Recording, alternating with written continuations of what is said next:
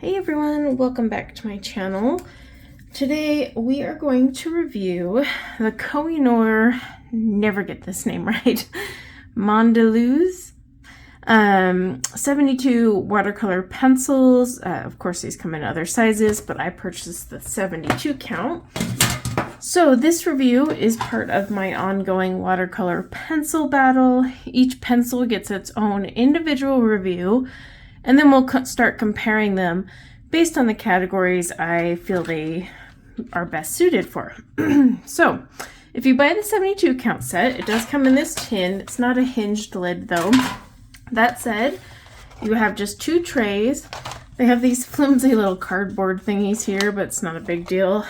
You can just pop one into the top lid, and then you have two solid trays to work from. So that's always nice. They actually come in a reasonable color order, and if they're out of order, it's because I was too lazy to put them back correctly. Let me grab one here for you. So it is a hexagon barrel, which you'll notice quite a few companies do their watercolor pencils as a hexagon, especially if they have corresponding pencils that are not water soluble. For this one, it has a gold tip dipped end. And then on one end, you'll see the koh-i-noor, the watercolor brush symbol, and then their numbering system. And then on the back of some, not all, but some will say the name, the color name, which really sucks because it's way up here. So you're going to sharpen that bad boy away. And then it has its this other number, which I have been struggling to figure out. Now, I've been going by the number after the slash here, because that seems to be the number of the actual pencil.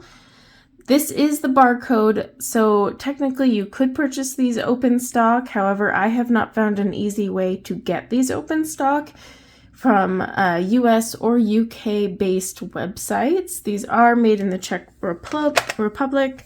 I don't know if that influences the open stock availability, but Blick, Jerry's, and the usual places I would go to do not have these open stock, nor does Jackson's. So something to keep in mind. It is a 3.8 millimeter core here, so that's about average. And overall, the color range is pretty impressive. So first thing we're gonna do is I will get our swatches, and then we'll also be filling out our test sheet together. A few things I've filled out already. I'll show you a page where I've used them in action, and then we'll go from there. Okay, so here is the swatch chart. I just printed one of my generic swatch charts out. The colors themselves are actually quite beautiful, very vibrant. They dissolve well on this smooth cardstock here that I ended up using. So I was pretty impressed, to be honest, with the overall performance, and they're not chalky feeling at all. Great color range though. I feel like they kind of overdid it with too many of these yellow ochreish type colors, but whatever. They do have a good red and a good magenta for mixing. They have plenty of yellows. Blues, they do have a good blue. And then yeah, a pretty good selection of greens, but then again, here we got more like ochre type colors. I just feel like they could have taken something in here and reduced it a little bit. We don't need this many yellows. So they could even have added in, I don't know, swapped a few of those and maybe added a few more browns, although brown is easy to make. Still, it would have been nice. Or even add a couple more greens, because this, unlike some other sets, considering it's only 72, has a really good range of purples, but not as many pinks, so they could have added a pink or something. Just one gal's opinion. Okay, so let me zoom you in now. First things first, we want to test how these do dry. Now I can say while using these coloring, these are very, very smooth. I actually enjoy laying the color down. Very smooth, not scratchy at all, which is rare because quite a few watercolor pencils are scratchy. Okay, now we're going to put down a layer to activate with water. We're going to put another layer down to activate with a colorless blender. I'm going to put a layer on my really warped Caran d'Ache palette over here. All right, now I'm going to put a layer here to test lifting. That's why I picked purple, because these tend to be a staining color. And then a reactivating. And then we'll get down to the other ones next. Okay. So, I should have my pen out, right? I would say these are definitely smooth when they go down. I enjoyed using them. Let's see about activating. And when you activate them, they activate incredibly well. They just completely dissolve. Let me get my paper towel over here. We're going to do this one next. So I am going to activate it, make sure it's all nice and mixed in there, and then we're going to just see how well it lifts. Actually, it lifts pretty well considering it's a nice purple. This one here we're going to activate, but we're going to let it dry and then see if it'll reactivate. Okay, let's activate the palette. So I've got it right here on my palette, just so you can see. Nice and smooth. All right. Now, how does it look coming off the tip of the pencil? Ooh, that's nice too. Okay, now we have an activated with colorless blender. On occasion, I like to activate my watercolor pencils with a colorless blender. Maybe I'm working in a coloring page where I just don't feel I want to have the watercolor pencil effect, so I just blend it with a colorless blender, and it actually activated just fine. So, what we will do, this dissolves well, and the color is still pretty vibrant. You got to remember it's always going to wash out because it is a watercolor pencil. However, I'm going to say it's vibrant. It's not dull. You can still see the pigment. It just has that watercolor look. Dissolved great with the colorless blender. Vibrant. On the palette, it dissolved incredibly well. Incredibly well as well. And as you can see, it's a nice, perfect shade there. So, I mean, I would say vibrant for that. It does lift-ish. We're going to write ish. But that's simply because it's purple. Obviously, you have some staining. We'll come back to the reactivating in a minute. Now let's talk about transparency. So what I do is I put a nice thick layer here. Just keep on putting it on. Again, these are very smooth. I love how smooth these are. And then I'm going to just drag it, see how well and long it drags. I used these in a Johanna Basford book, which is very smooth cardstock, and they were great. Okay, it actually drags, the color drags really well. See how it's a little darker here? This is because I put more pigment down, but this just shows you how vibrant this purple can be. I just did a light layer here. I did a heavier layer here. So this is a pretty good color.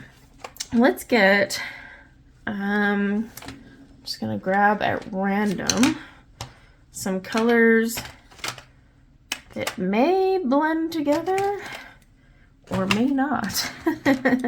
So I will take my purple that we've been using here, and then this little purple or red violet kind of like color.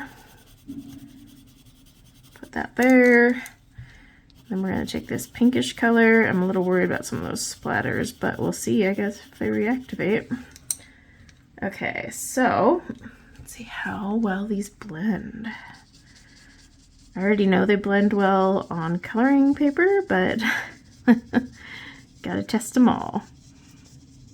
And there you go. Now that's just a light wash, light layer, but they do blend really nicely, especially if you're picking random colors. Okay. Now, this one over here is dry enough, so we can go ahead and see if it'll reactivate. It reactivates a little, actually. Not a lot, though. Not much coming up. So I would say if you're looking for something that reactivates completely, then this is probably not for you.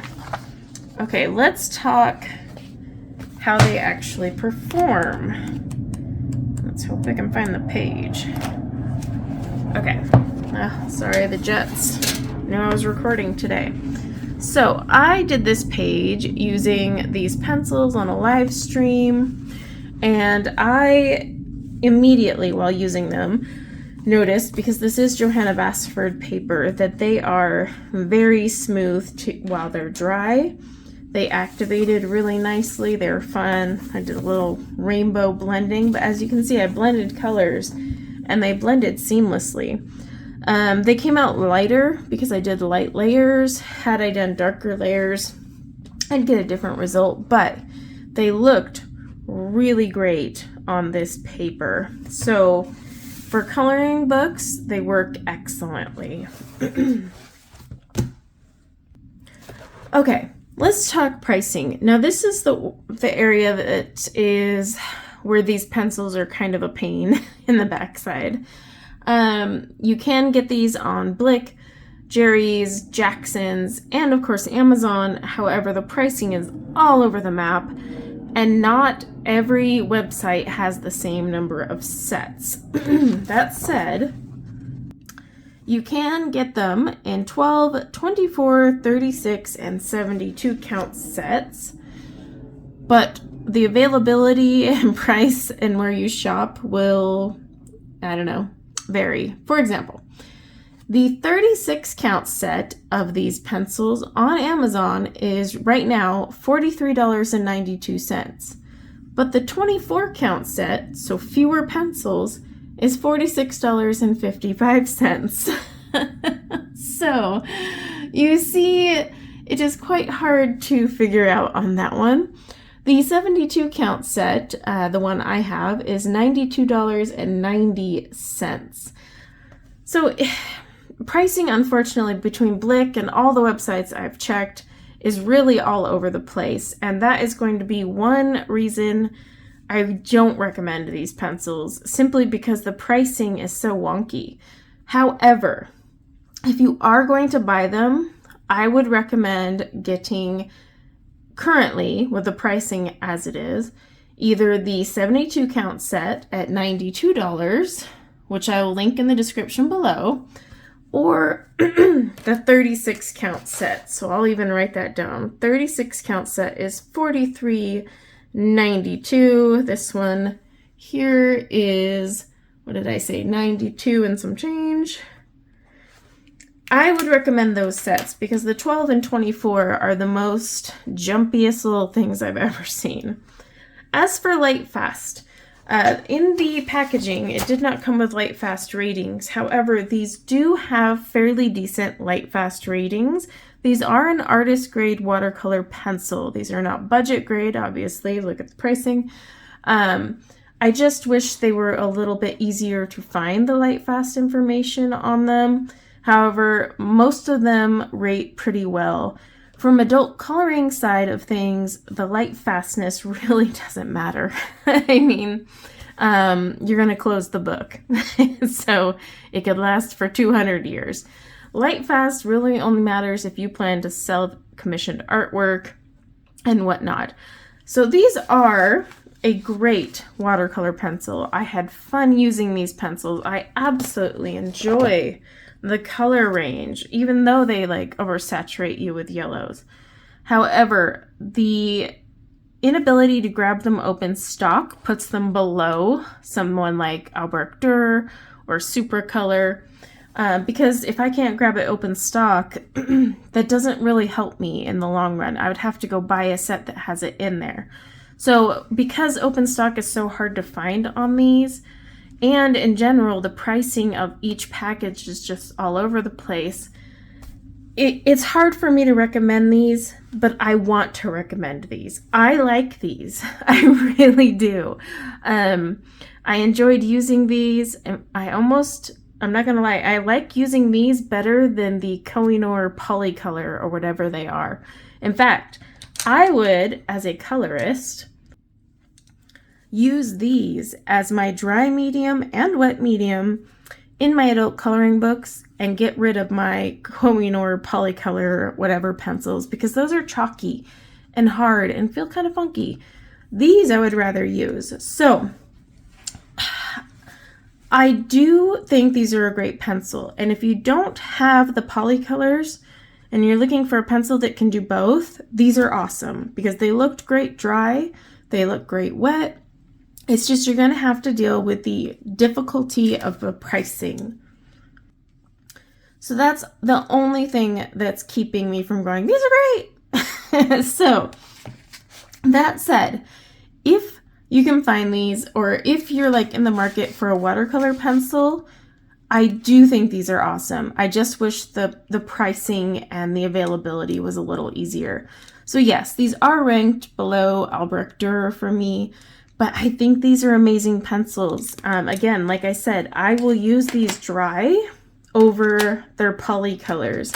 And in fact, I'm probably going to do a dry test between the Polycolors and these pencils and see who does better. And I may end up just getting rid of my Polycolors because I felt these laid down so smoothly and the Polycolors are so scratchy. It's like, what the heck is going on here?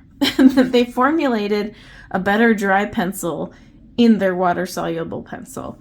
So, do I recommend them? Yes-ish. I think they're beautiful. They're great. And if you are going to purchase them, I would recommend going either 36 or the 72 count set, and then just keep in mind you may not be able to get open stock. So that's the caveat, you know, like, but sometimes you got to do a trade-off. They are an artist grade pencil. It comes from a well-known company. It's just hard to get these pencils. It's even hard to get their Polycolor pencils, to be honest. So it's not just the watercolor variations that are hard to get. So that's the only thing that kind of holds them back from some of the other more popular ones, but I definitely recommend giving these a try if you're willing to hassle with the pricing and oddities of the pricing. But beautiful pencils, as you can see, beautiful performance, and like I said, I recommend them-ish because of just those few things. Let me know in the comments below if you would like to see me film a comparison between the actual colored pencil and the watercolor pencil, how they do dry, and you know, which one it works better. That would be kind of a fun little test, but I can do that myself or do it on camera. Let me know. If you own these, let me know your thoughts. Do you find them, do you enjoy the colors? You know, are they vibrant? Do you enjoy using them dry like I do? I always like to hear your guys' opinions. And then, of course, until next time, take care. Bye now.